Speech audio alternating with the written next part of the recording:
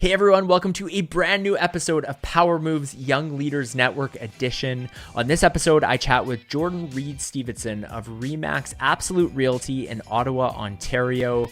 Jordyn has a fascinating career background. She's involved with so many things, as you'll hear in the bio that's coming up. But where we really took this conversation is diving into rentals and the opportunity that Jordyn sees that's out there, and not just sees, she's lived it, and she's embedded this as part of her career, helping clients through their full journey, starting with the rental piece, how she keeps in contact with those clients, how many of those clients then result in future buyers, first-time buyers, and then really lifelong clients. So she breaks down her playbook of how she's made this work, how she's built a successful business off of starting on opportunities that she never thought were too small. That's kind of one of the fundamental pieces Jordyn mentions a few times in this interview, is that some of the best advice she received early in her career is no opportunity is too small. And if you're struggling in the business and you're not hitting the numbers you thought or you hoped you would, that maybe there's an opportunity to see some of the smaller things that today might not be worth a lot of money, but will grow into massive opportunities in the future. Beyond that, we talk a little bit about how Jordyn first got into the business. And at the end, we touch on the Young Leaders Network and why it's a great group that she really believes you should join if you're 40 years old or younger. A lot of value packed into this episode. I hope you enjoy. From RE/MAX, this is Power Moves YLN Edition, where we go in depth with some of the best young RE/MAX agents and brokers to unpack what it takes to be a top producing real estate agent and the moves that took their careers to new heights. My name is Wade Patterson. I'm an executive director with RE/MAX Canada, and I'm your host for this audio experience. And on this episode, I'm joined by Jordyn Stevenson of RE/MAX Absolute Realty in Ottawa, Ontario. A licensed realtor for more than a decade, Jordyn is a RE/MAX Hall of Fame Career Award recipient who is a buying and selling agent with the Joanne Gano team. Jordyn also assists with property management and leasing of rental units. She's a manager within her brokerage. She's a YLN ambassador. She's a vice chair for the Ottawa Real Estate Board's Young Professionals Network. And if that wasn't enough, she's also a director with the Ottawa Real Estate Association. And beyond real estate, Jordyn is a mother of 4 boys and stays actively involved in her community through hockey and football. Jordyn, welcome to Power Moves YLN Edition. Thank you for having me. Excited to have this conversation. And I just listed a whole lot of things and then casually sprinkled onto the end, oh yeah, and she's a mother of 4 boys. How do you maintain some level of balance and have the ability to juggle all of these things? Well, I get that asked of me a lot. And, the thing is, I have great support at home. I work in a family business with my mom, and so we're just all here to support ourselves, or support each other. So it's just about prioritizing things, and I'm a true believer of scheduling what's really important. And one of those things is being active with my kids in their sports. So those things go in my calendar before my work appointments, and then I put all my must-have day-to-day things in my calendar, and it just happens to all work together.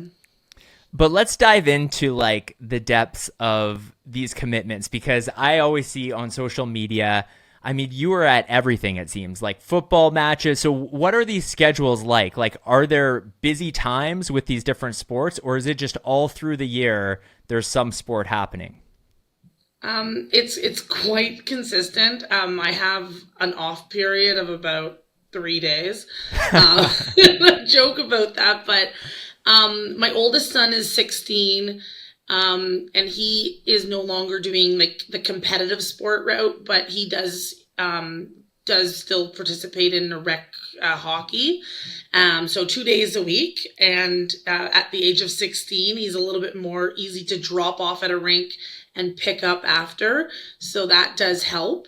My 13-year-old son is really involved in the Ontario summer football program, as well as a fall football program. They practice from January basically till November, 3 days a week, and then have a game each week. So that's a big commitment. I also run the social media for his football thing, so it keeps me engaged. I'm there at the field. I bring a table, I bring my laptop, and I do get things done in between, knowing very well that I'm stationary for usually 2 hours a day. And then my younger son, he's 12, and Mitchell is a hockey goalie.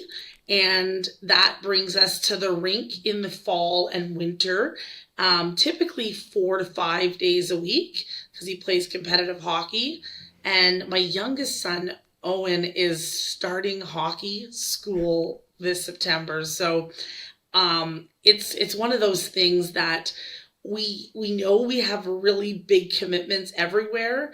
And between myself, my husband, my mom, my mother-in-law, we all just make it happen to make sure the kids get to where they need to go.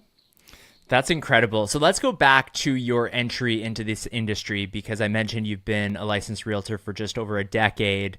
But my understanding is you started kind of on the administration side in 2011. Being a generational realtor, was this something that you always had in the back of your mind, like you are going to get into real estate, or what led you into this career? I always said I was not going to be a real estate agent from like the time I was a young child in the backseat of my mom's car, driving through the city, going to showings. You know, her car phone would ring and I'd answer it and put people on hold for 5 minutes while she was showing a house. So I grew up in this business.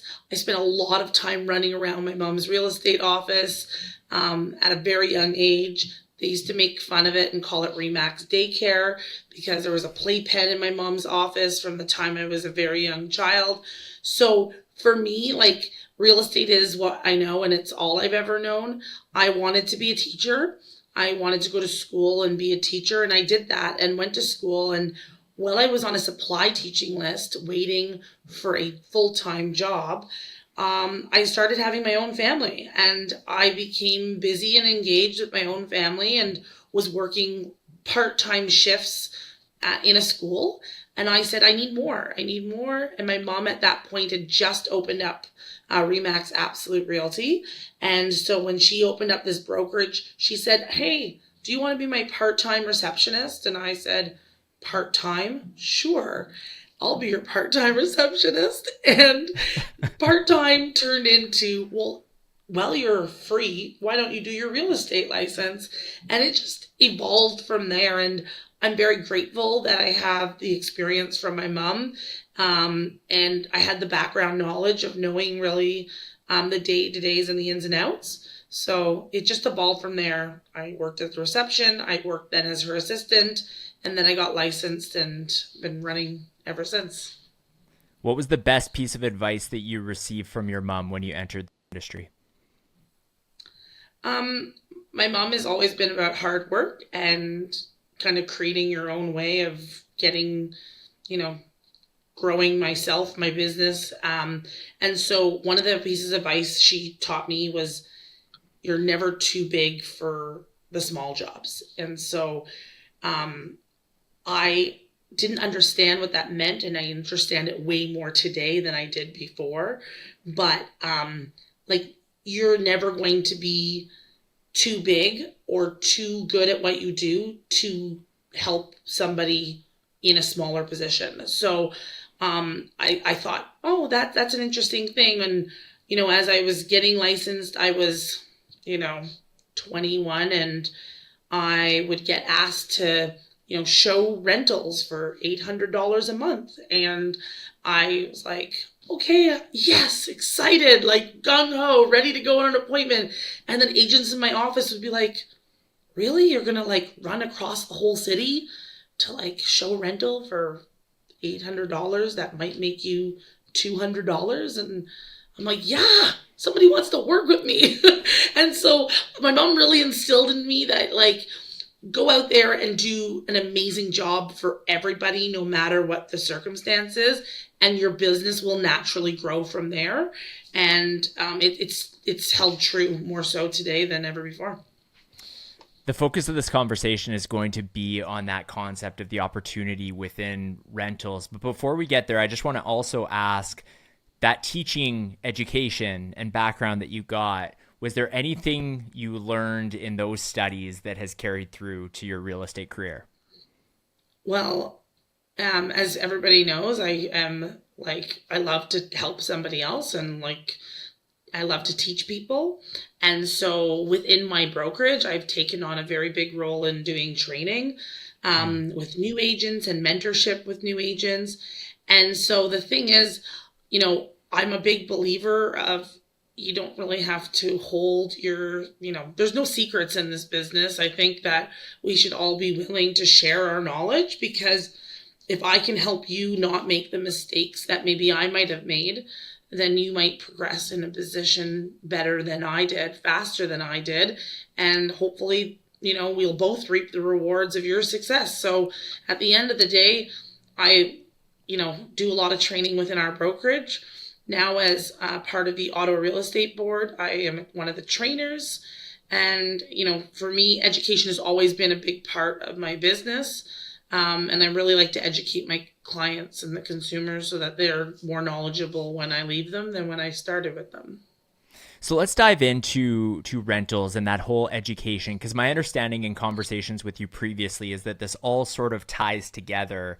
So how do you approach rentals, especially maybe for people who can't quite afford to be first-time home buyers? And then how does that integrate the education piece into potentially eventually those people becoming first-time home buyers?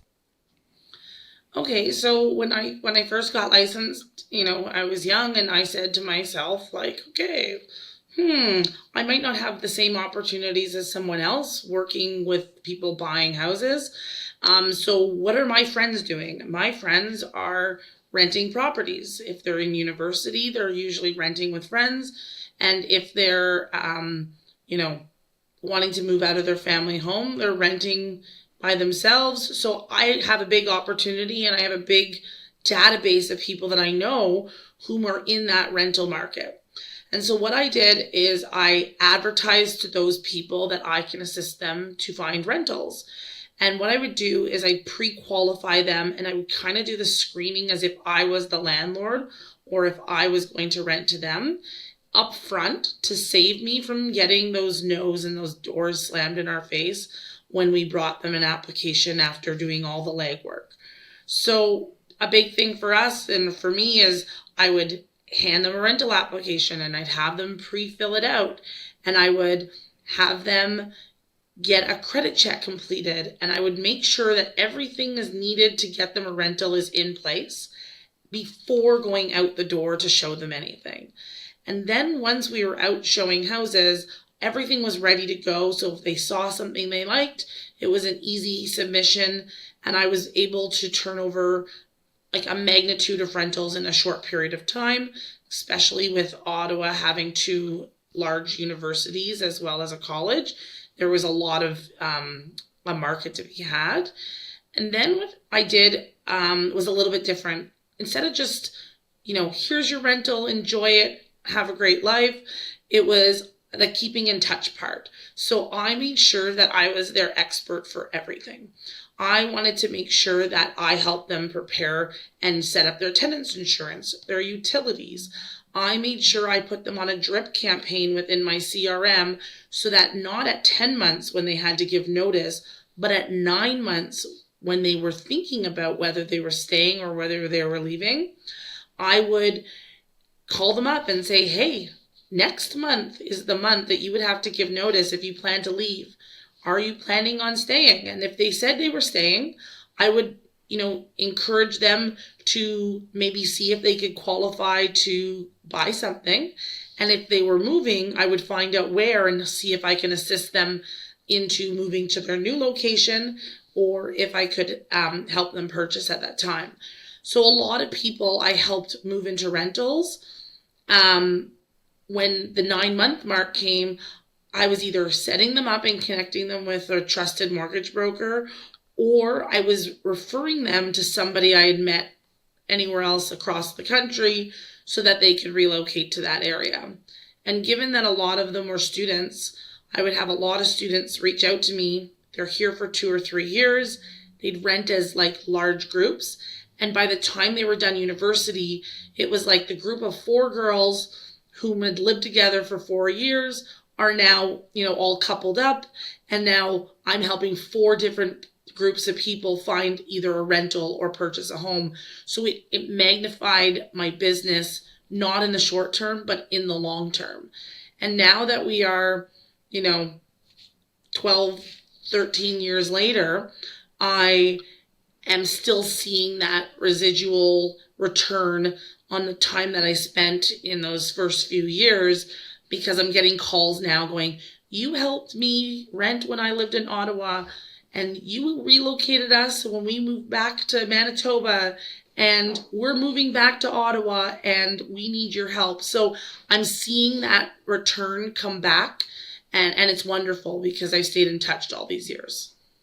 I love the approach that you took and that long-term mindset, right? That a client is not a single transaction, but I want to be their trusted go-to advisor for a lifelong relationship or a long-term relationship. But a question I love to ask is, at what point people feel as though they gain traction in this industry? Because it can be an intimidating space to be in as an entrepreneur, and knowing, okay, I don't have maybe that steady paycheck coming in, but I know I have the confidence that I'm going to be able to make this work. The fact that you had this really smart plan, but it was a long-term plan, and it would take some time before this started converting into sales. Like, at what point did that happen for you, Jordyn, in your career, where you're like, okay, I've got this down, I'm confident? Or the fact that you had your mom in the industry, did you have that confidence right away?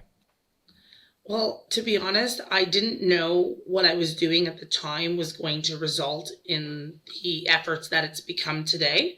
But what I did know is that these are the people that are going to put, food on my table. And these are the people that are going to work with me and who are going to trust me. And the experience that was gained in that short period of time, I remember my mom kept saying to me, is you are going to have far more experience working with these people, because the reason is you're doing a lot of work in a short period of time for a magnitude of people. And some people join this industry, it takes them 2, 3, 5 years to get the number of transactions under their belt doing only sales, whereas I was doing that in months versus years with doing rentals. So the amount of paperwork was astronomical. The amount of phone calls and follow-up was also very, very large, but I was able to transact with 60 to 100 people a year, as opposed to maybe 5 to 10 people a year.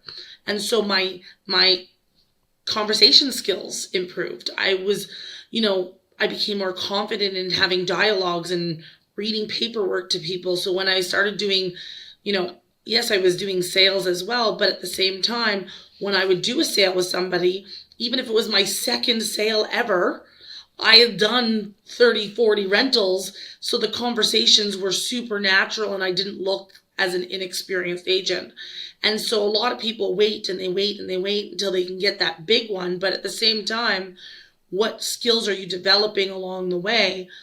You have to face a lot of rejection doing rentals, and there's a lot of no's. And you have to remember that those no's aren't about you, but those no's might be about the person you're representing. But at the same time, no became an easy word to hear, which then encouraged me to figure out a way to make that a yes the next time. Because someone can tell you no, no, no, and you could then give up. But if somebody says no, no, no, my new answer is, how can I make this a yes? And so I would go out of my way to find ways to better serve that client, so that the next time they didn't have to hear a no, they could hear a yes. In terms of housing affordability and knowing that a lot of young people some have even given up on the idea of home ownership, others realize it's going to be very challenging.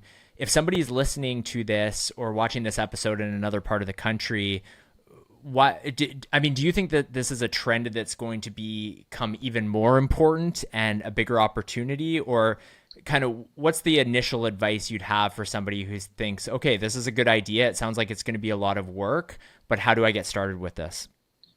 Yeah, so my just so you can understand where our Ottawa market is, like our average rentals have climbed 7 to 9% year over year right now. So we are seeing a ton of purpose-built rentals in the Ottawa market where condo buildings were going up. They had the sign in the ground and they were ready to build condos, and those condominiums are being transferred over to purpose-built rentals.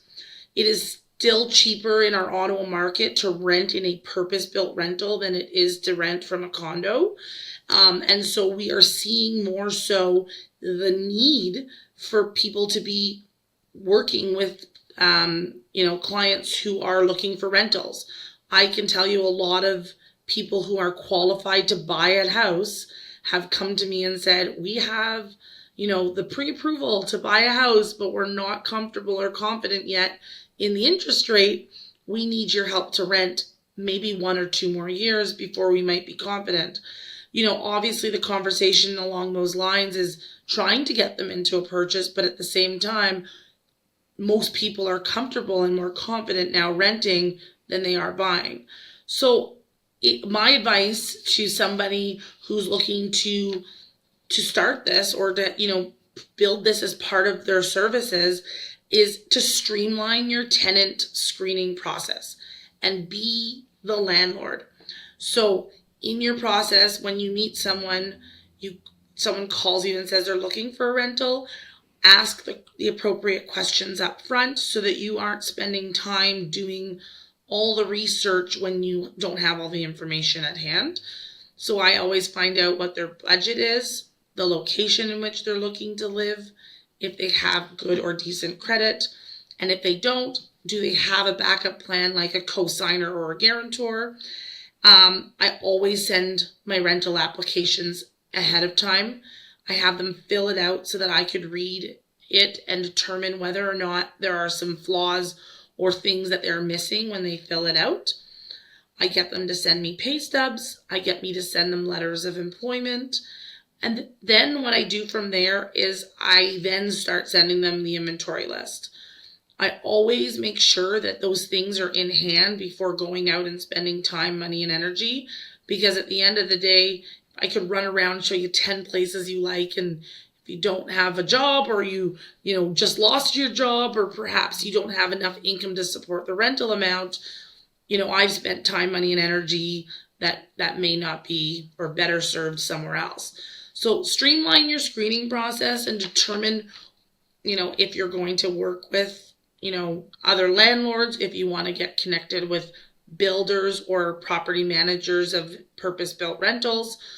I make myself known to the purpose-built rentals in the area. So I email them and say, many times I have clients looking, what's your process? I get them to send me a package with their rental prices and make sure that the purpose-built rentals know that I'm a knowledgeable person in the area, so that if they have any questions, they could come to me. But at the same time, when they see an application come from one of my clients, they're aware of who I am before they even see my clients. Given the fact you have this information and you're so focused on education as well, at what point are you maybe you see an opportunity with someone who's renting, but they do have the funds, the security, the ability to move up into purchasing? How do you approach that conversation and just genuinely telling them, like, this might be a more financially suitable option for you to go with? Well, I have great connections with different mortgage brokers in the city, and at the end of the day, I love to suit people with people I feel they're most suited with. And so for me, I have those pre-conversations with mortgage brokers to say that, like, this may not always result in a client, but if you're willing to put in the work to see if someone's qualified, then at the end of the day, this could turn into being business. And I go to my tenants and say, I would hate for you to be renting if you could potentially be purchasing. So typically they're open to it. A lot of times it's a cash flow problem with not having a down payment. They might have great jobs, and can afford the rent, but not having the ability to have saved the down payment. Yeah.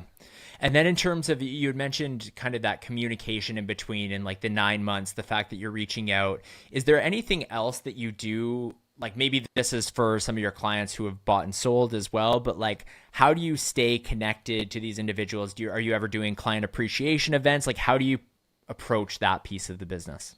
Absolutely. So we do we call our bigger client appreciation event once a year, where we invite our past clients to come, typically to a breakfast, and we get people together, and we love to like plan who sits with who of like-minded people of similar interests. And we get our clients together, and we usually provide, a nice speaker or some kind of entertainment to bring everybody together annually. We do a monthly newsletter. So our monthly newsletter keeps our clients up to date with what's happening in the market and what's happening on our team. And then it is really just about getting on the phone and talking to our clients. So one of the big important things is I go through that list of, who's rented 9 months ago, and I call and I get on the phone and, hey, Wade, how are you? You've been in your rental 9 months. This is wonderful.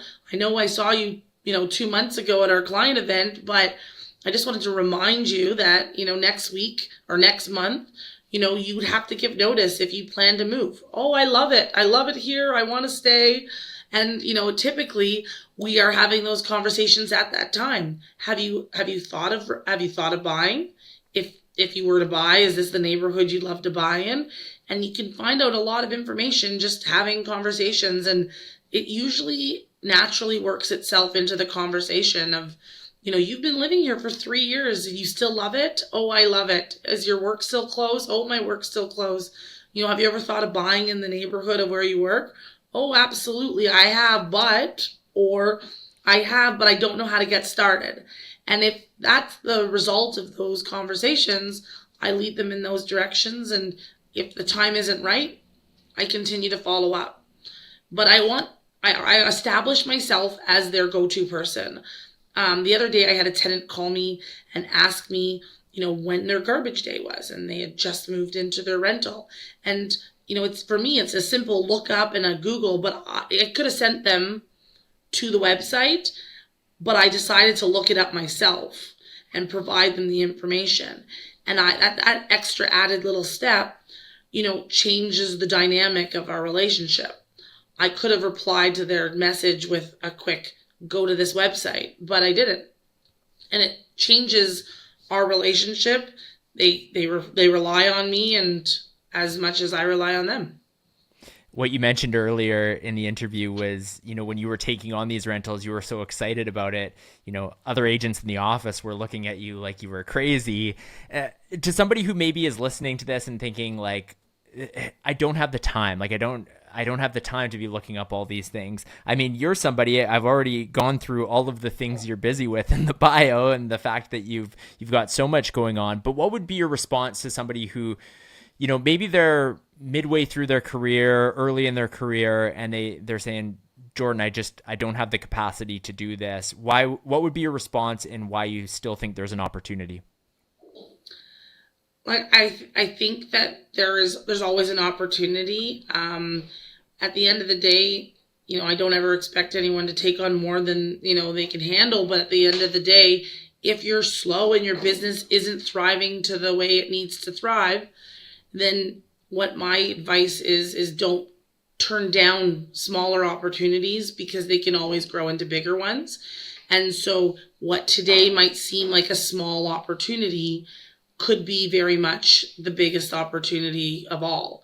And so when it comes to dealing with rentals, and people say, oh my gosh, you spend a lot of time, money, and energy doing rentals, I'm not thinking about the small, paycheck at the end of the day of a rental, but I'm thinking of the big opportunity of the 4 or 5 people that I could help down the road from a referral of such a grateful person whom is so excited that I gave them the time of day when others didn't. And so, I try not to take on more than I can handle. And, at the same time, I work on a team, and, everyone on our team is very knowledgeable on working with rentals. And, at the end of the day, we are never too big for a small opportunity. We have a brand new agent joined our team just 3 months ago, and she's hit the ground running doing rentals. And even the people who did their real estate course with her are shocked and surprised. How have you done so many transactions? And she says, well, I started doing rentals. And so she's got the experience under her belt 3 months in, whereas others are sitting on the fence waiting for the opportunity to list or sell a house. But that opportunity, again, might not be there so quickly. So why not, make a little bit of money in the interim on those smaller jobs? Love that. Jordyn, we're getting close to the end of the conversation, but I want to ask you a little bit about YLN. But before I do, I want to preface this because for those who don't know you, Jordyn is one of my favorite people, especially at these events, because you bring so much energy, so much enthusiasm. And you're the life of the party. Let's face it, you're the life of the party at these events. But the caveat to that is you're also the person at 7 a.m. who's texting the group chat of all the other YLN attendees saying, hey, everyone, sessions start in half an hour. I better see your butt down there and getting educated as well. So you've got that great balance, that great mix. And I just personally appreciate your attitude toward that so much. But the question for you is, why do you think that YLN events are a must attend if you are an agent 40 years old or younger? The culture that has been created through the YLN event is unlike any other culture I've been to, and I've been to a lot of real estate conventions. It's a like mindset. Everyone is there. When I first went to my first YLN event in Kelowna, I went there knowing 2 people. I went with 2 people from my office, and I didn't know anybody else. And I went there with the mindset that I want to meet people. And so, if you stick with those who you know at these events, you will leave there knowing the people that you knew. And I went there with this, goal to meet, 10 people. And everybody has that same mindset. Everybody's there to meet new people, and everyone's so willing to share, and everyone's so willing to see each other succeed. And like I said before, there are no secrets in this business. What someone else is doing wonderful in BC, I can be doing wonderful here in Ontario, and we're not competition to each other. And so the culture that was created at YLN from the start has carried out throughout all of the events that I've attended. And it's really refreshing and exciting. And I went to that event and I left with 50 new friends. And it's funny because I knew everyone's name when I left there. And I thought, oh, it's so nice that they gave us a booklet with everyone's email. And I thought, I need this because I know everyone now in this event. And it carried out to our following event when we went to Montreal. It was more local. And I was like telling everyone I knew who was under 40 with RE/MAX, you need to come to this event, because if it's anything like Kelowna, even half as good as that, it'll be amazing. And it's grown, and it's so nice to see how much it's grown from the start. And I'm like super excited every year. It's in my calendar. I block off 3 weeks in May because I don't know when it's going to be. And as soon as it gets announced, I'm booking it because it's energizing, it's refreshing, and it brings, it brings the energy back to my business when I get home. I'm always excited to implement what I learned. Well said. Well, Jordyn, we like to end every episode of Power Moves YLN Edition with a question of what is your power move when it comes to real estate? My power move when it comes to real estate, I think is I love to be the teacher, but I also love to learn. So being open to learning new things from those around you who have come before you, but know that you are that person to someone else, and also go out and teach others what you know, because it will at the end benefit us all. I love that. Great advice to end on. Jordyn, thank you so much for sharing your knowledge and expertise on this episode of Power Moves YLN Edition. No worries. Thank you so much for having me, Wade.